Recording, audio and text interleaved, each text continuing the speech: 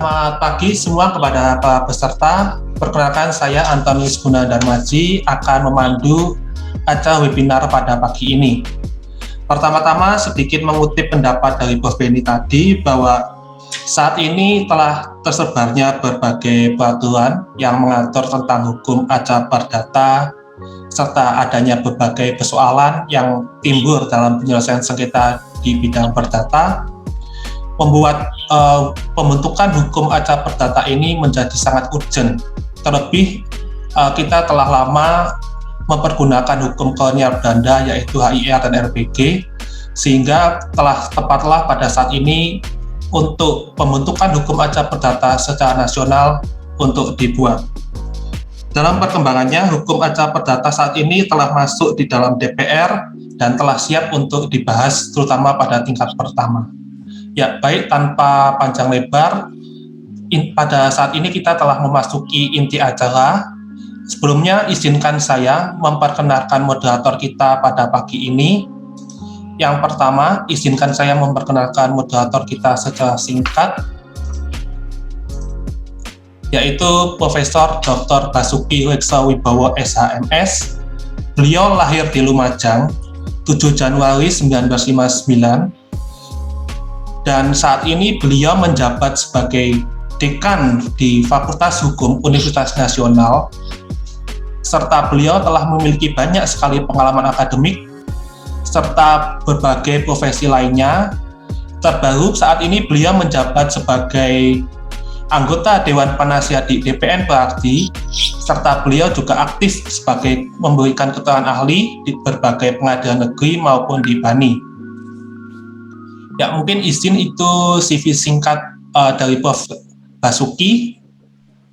Mungkin untuk saat ini kita telah bisa untuk menyajikan materi dari Prof. Basuki. Ya, selamat pagi, Prof. Selamat pagi, Pak Mas Antonius. Apa kabar nih, Prof? Alhamdulillah, semoga kita tetap sehat. Amin. Izin, Prof, ingin saya bantu untuk share screen materinya atau bagaimana? Ya, dibantu share screen ya. Ya, baik, Prof.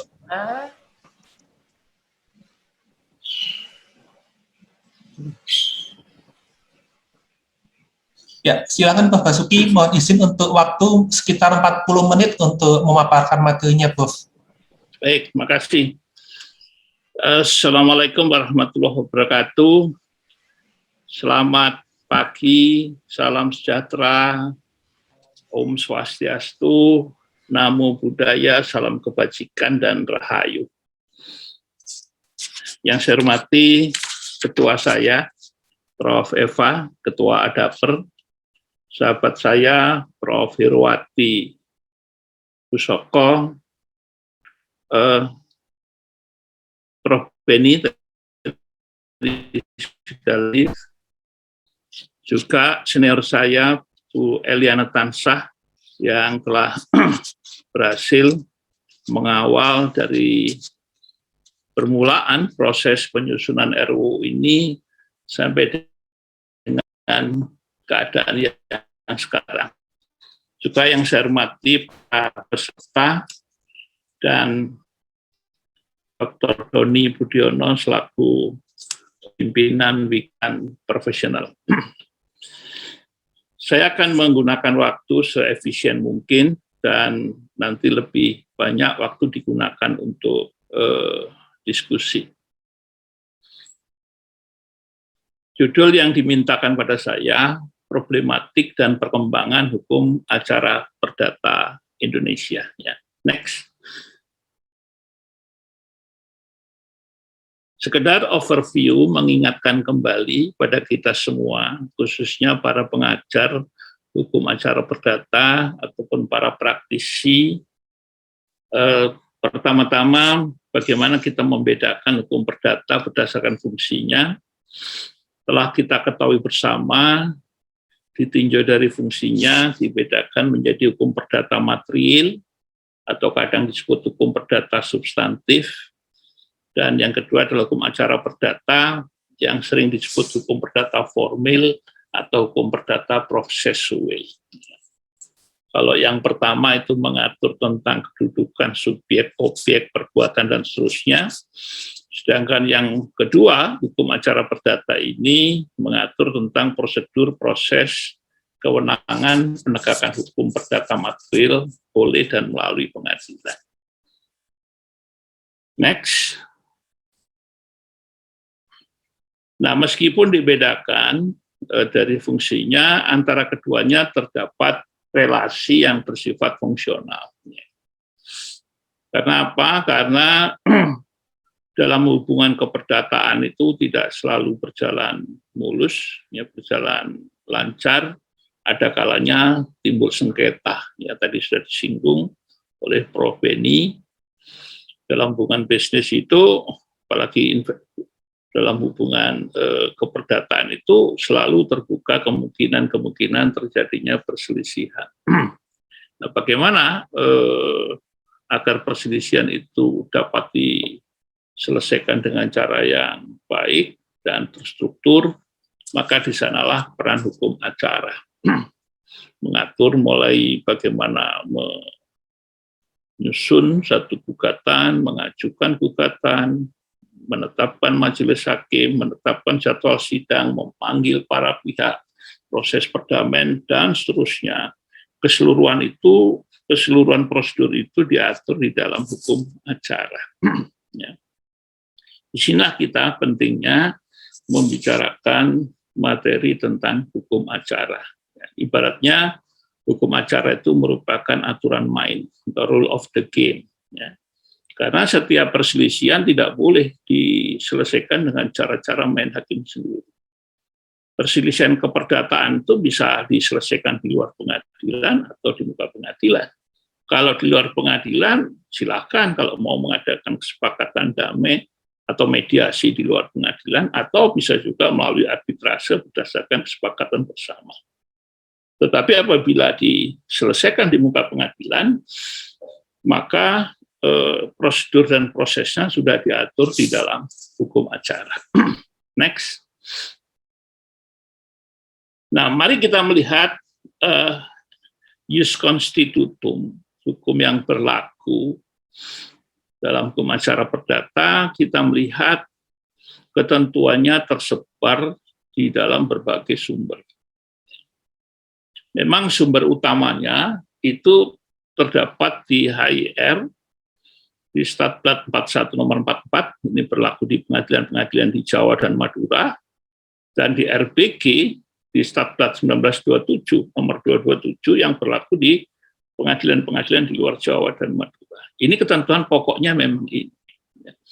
Tetapi masih ada ketentuan-ketentuan lain yang terkait dalam hal tertentu masih mengacu pada ketentuan RV, ya, Reglement of the Regulatory Ordering, Statplat 1847 nomor 52. Contoh 1849 nomor 63. Juga diatur di dalam BW buku keempat. Ini Statplat 1847.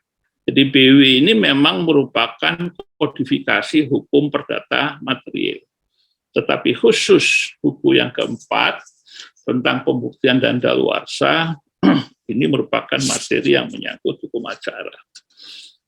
Juga terdapat di dalam Undang-Undang 20 tahun 47. Ini tentang peradilan ulangan di Jawa dan Madura. Ini yang mengatur tentang pemeriksaan banding. Nah, ketika Undang-Undang 1 tahun 1974 tentang perkawinan berlaku, di dalam materi muatannya juga mengatur mengenai perkara-perkara terkait perselisihan menyangkut perkawinan. Next. Lanjut. Undang-Undang 1485 tentang Mahkamah Agung, ya, yang kemudian diubah terakhir dengan Undang-Undang 3 tahun 2009, di sana mengatur materi hukum acara, khususnya yang terkait dengan kewenangan Mahkamah Agung dalam pemeriksaan di tingkat kasasi dan peninjauan kembali. Tetapi di sana juga ada ketentuan, ya, pasal 79, di mana Mahkamah Agung mempunyai kewenangan untuk mengatasi atau kelancaran proses beracara boleh menerbitkan peraturan. Di antaranya kita ketahui membuat peraturan Mahkamah Agung, surat edaran, dan seterusnya. Undang-Undang 48 2009 ini sebagian juga mengatur materi hukum acara. Undang-Undang Peradilan Umum ya, yang terakhir diubah dengan Undang-Undang 49 tahun 2009. Undang-Undang Peradilan Agama terakhir diubah dengan Undang-Undang 50 tahun 2009. Karena hukum acara perdata yang diatur di HIRRBG itu juga berlaku dalam penyelesaian perkara di muka pengadilan agama sepanjang tidak diatur secara khusus. Jadi acuannya sama, seperti halnya hukum acara perdata yang berlaku bagi peradilan umum. Kemudian juga ditemukan pengaturannya di dalam perma. Beberapa perma yang kita ketahui itu dibuat di dalam rangka mengatasi kekosongan hukum acara. Yang terakhir Perma 1 2019, administrasi peradilan berbasis elektronik atau e-court, itu mengubah banyak hal dari prosedur-prosedur yang berlaku di penyelesaian perkara perdata. Kalau dahulu mendaftarkan gugatan harus datang langsung, menghadap kepaniteraan pengadilan, membayar panjar biaya perkara, menerima relas panggilan sidang dari jurusita pengganti, kemudian jawab jinawab di dalam proses persidangan, dan seterusnya. Tetapi dengan Perma 1 2019 mengalami perubahan yang cukup besar. Jadi bisa mendaftarkan gugatan secara elektronik lewat e-filing, membayar panjar lewat e-payment, ya, relas panggilan sidang dikirim lewat email, ya, e-summons, proses jawab jinawab lewat e-litigation, ya. Jadi semua lewat jalur elektronik, kecuali pembuktian surat memang masih harus dilakukan secara fisik. Sedangkan pembuktian saksi dan ahli bila disepakati bisa dilakukan melalui media elektronik. Jadi Mahkamah Agung melakukan terobosan yang luar biasa. Juga ada perma tentang gugatan sederhana, ya, yaitu dengan nilai tertentu sehingga proses perkara menjadi lebih sederhana, tidak sebagaimana dikenal saat ini. Ada perma tentang gugatan perwakilan kelompok yang kita kenal dengan gugatan class action, ya, yaitu di mana melibatkan pihak yang sangat banyak sehingga lebih efisien kalau itu diajukan dengan mekanisme gugatan kelompok, tidak orang per orang. Kemudian juga surat edaran Mahkamah Agung, ya, meskipun ini internal sifatnya, namun telah memberikan penyelesaian terhadap persoalan-persoalan yang menyangkut berbagai hak, termasuk hukum acara. Ya. Surat edaran misalnya kewajiban melakukan pemeriksaan setempat untuk sengketa perdata yang menyangkut barang tidak bergerak, ya. Surat edaran terkait dengan putusan et furbar beforat, ya, dan seterusnya dan seterusnya. Dan tidak kalah pentingnya, salah satu sumber yang lain adalah jurisprudensi. Meskipun kita ketahui jurisprudensi tidak memiliki kekuatan mengikat sebagaimana sistem presiden, ya, yang menganut asas stare decisis principle, tetapi setidaknya jurisprudensi itu kalau secara konsisten diikuti secara terus-menerus, dia akan menjadi pedoman yang sangat penting dalam penyelenggaraan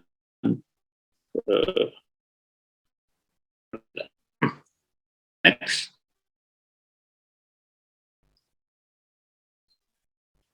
Nah, pada hari ini kita mendiskusikan tentang problematik hukum acara perdata.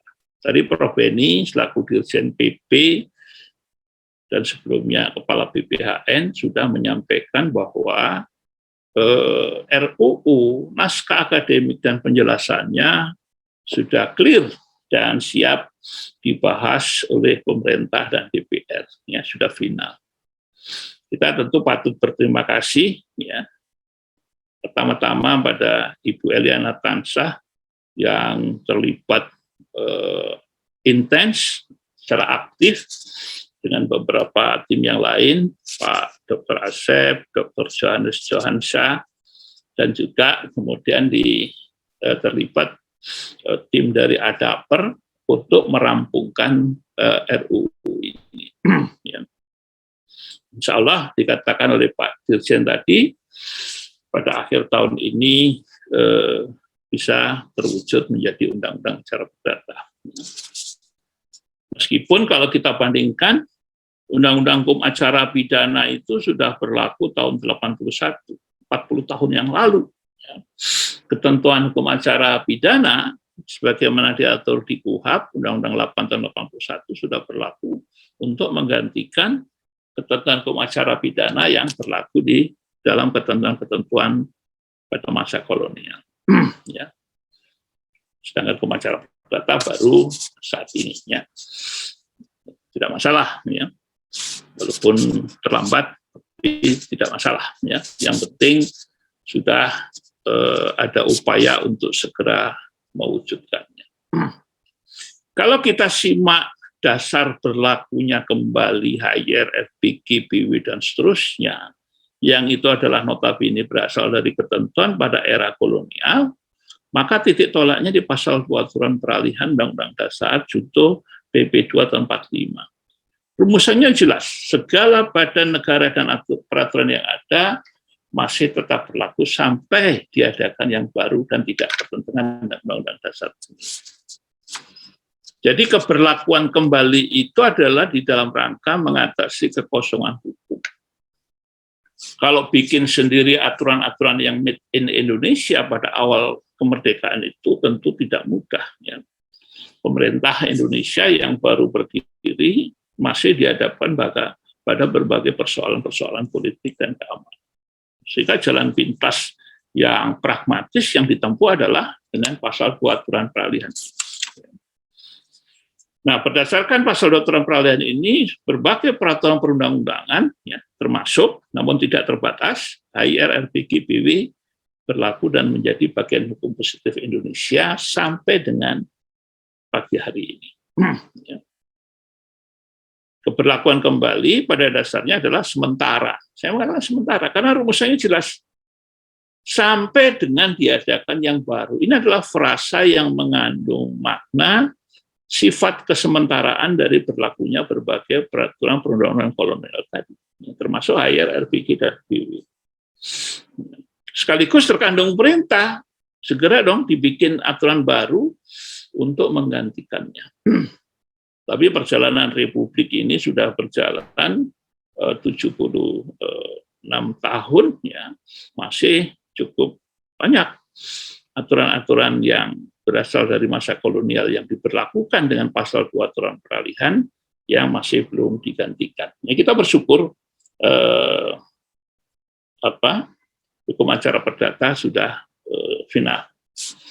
Sedangkan kodifikasi hukum perdata BW, ya, itu masih dalam tahap diskusi-diskusi dan penyiapan, dan apakah nanti diubah secara menyeluruh atau secara parsial, itu merupakan opsi-opsi yang bisa dilakukan. Next. Coba kita lihat, hari ini HIR sudah berusia 80 tahun. Ya. Kalau kita mengacu pada Statlat 1941, 80 tahun. RPK lebih tua, 94 tahun. Kalau kita mengacu pada Statlat 1927. Ya. BW lebih tua lagi. Ya. Kalau kita mengacu pada Statut 1847, 174 tahun.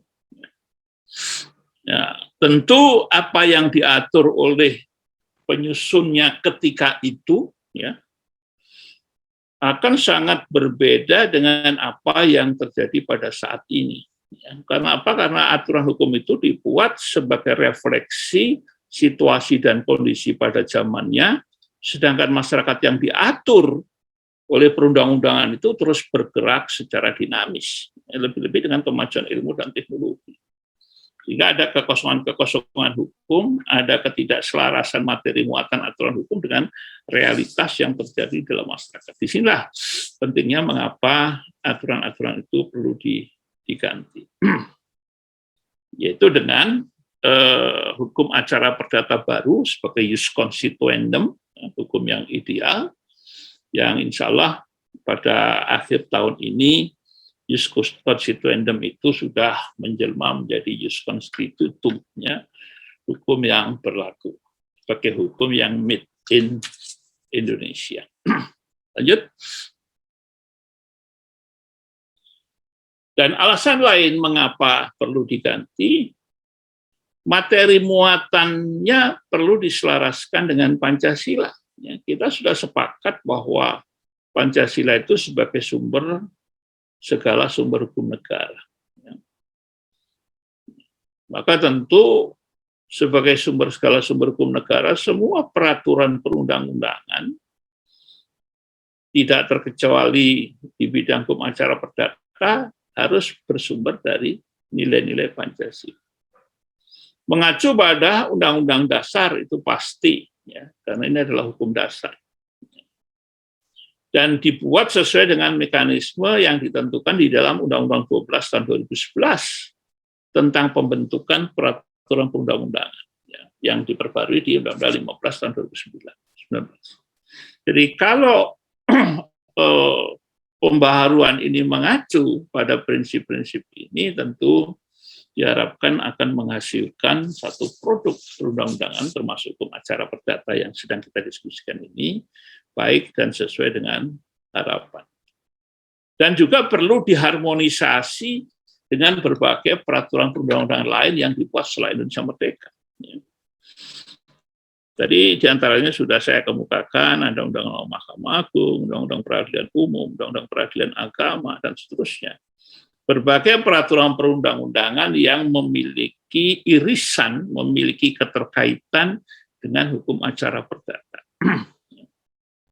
Disinilah pentingnya harmonisasi agar tidak di kemudian hari timbul konflik norma, timbul konflik kewenangan yang akan menimbulkan kesulitan-kesulitan di dalam praktek.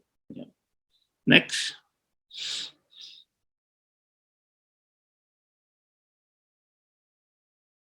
Kita melihat bahwa pada saat ini masih terdapat dualisme hukum acara perdata di Indonesia.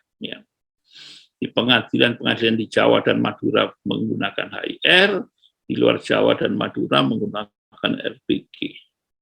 Tentu kita bisa menerka kenapa ada pembedaan antara Jawa Madura di satu pihak dan luar Jawa Madura di pihak lain di masa lalu, pada masa kolonial ketika memperlakukan HIR dan RPG. Mungkin ini prasangka saya, mungkin itu bagian daripada politik divide et impera pada masa itu, sehingga dibedakan. Nah, Indonesia setelah merdeka sebagai satu kesatuan sistem politik dan kenegaraan, maka dualisme yang demikian itu sudah tidak relevan lagi. Tidak sesuai dengan prinsip satu kesatuan sistem hukum dalam negara Kesatuan Republik Indonesia. Karena itu diperlukan unifikasi, disatukan. Hukum acara perdata yang berlaku sama di seluruh Indonesia. Sehingga undang-undang hukum acara perdata yang nanti dibahas di DPR itu tidak lagi membedakan daerah Jawa Madura dan luar Jawa Madura, tetapi sebagai satu kesatuan sistem hukum nasional. Itu alasan mengapa HIR-RPG dan buku 4 ini harus diganti. Lanjut.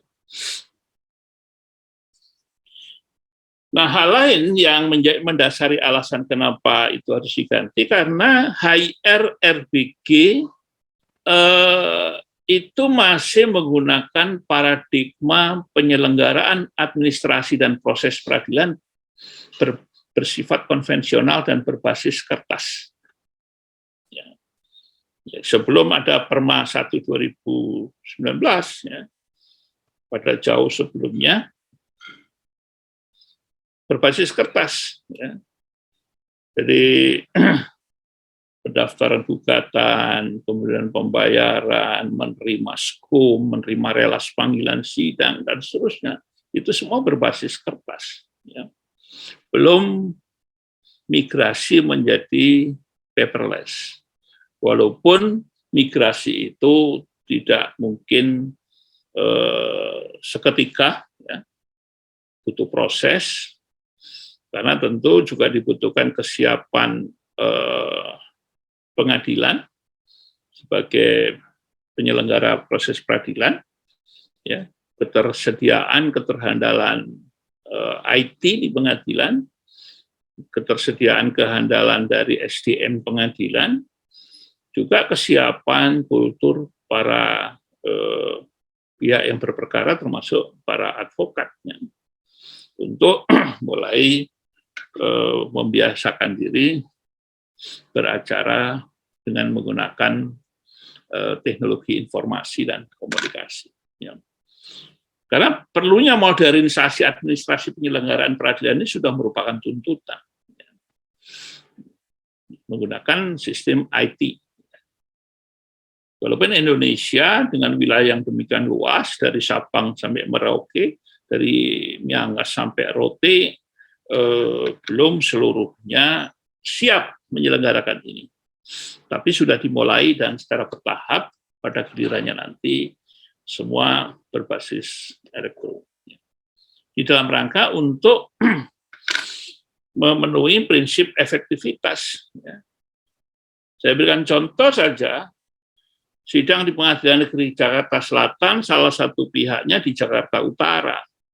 Selama ini sebelum ada pemanggilan relas secara elektronik, maka perlu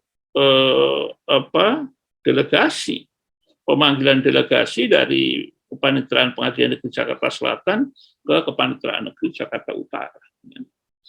Jadi butuh waktu, kadang berminggu-minggu, kadang berbulan-bulan. Tapi sekarang dengan sistem e-court menjadi lebih efektif dan waktunya lebih efisien dan terdokumentasi dengan baik, ya, reliabilitas dari dokumen itu bisa dipercaya dan aksesibel, bisa dijangkau. Karena bisa dibaca di website pengadilan, ya, jadwal sidang, dan seterusnya. Ya.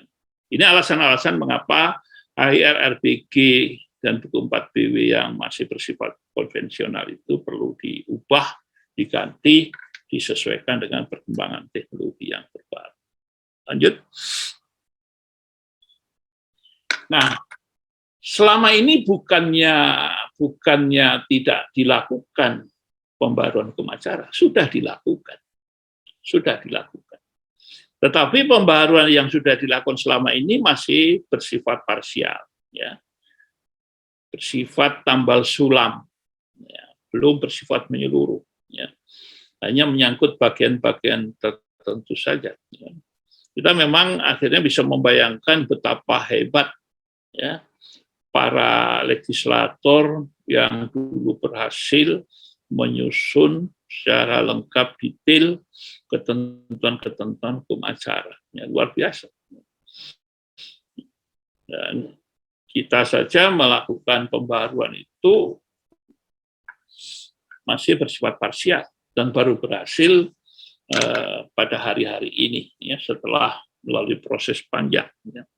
Tadi disampaikan oleh Prof. Eva, Ketua ADAPER, sudah dimulai di era kepemimpinan Profesor Sutikno Mertokusumo dari Gajah Mada, yang pada tahun 80-an atau mungkin sebelumnya sudah secara intens menggagas ini untuk waktu 40 tahun lebih.